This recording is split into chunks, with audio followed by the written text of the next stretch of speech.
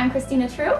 And I'm Deanna Lamson with Imaginettes, and we're here today to show you some tips and techniques with the iTop tool that will make it not only easy to use, but will help you maintain and keep it for a long, long time.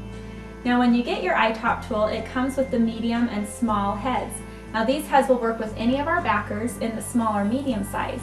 But if you ever want to use those larger size ones, then you need to purchase the large heads. Now to replace the heads or to swivel, it's important that you always lift this up and turn. That way it will give it a nice motion. You can't just turn it when it's... It's real tight unless you lift it up, and then it turns really easily. So exactly. You'll know you've got it in place. Yep, so you can feel that once you've lifted that up. Now to remove the heads, all you need to do is spin and they screw right out.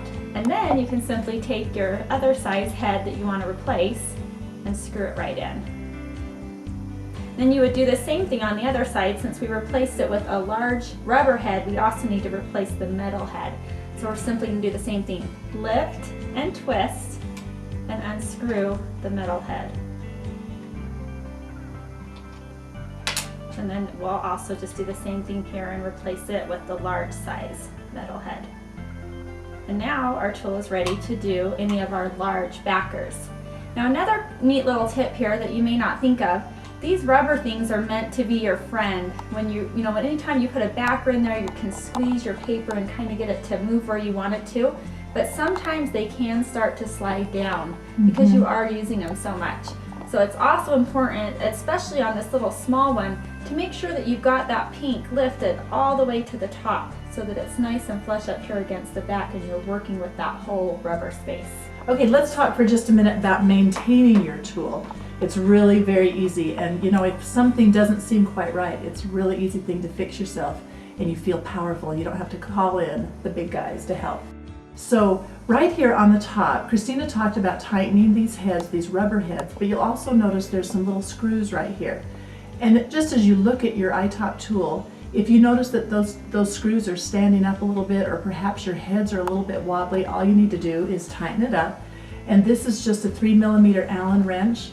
And what a cool tool to have all these in one. That's when we call them the tools. That's right. It's fun to use them because you feel powerful.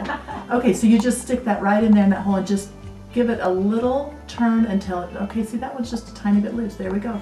Okay, we tightened that up, so now we're ready to go.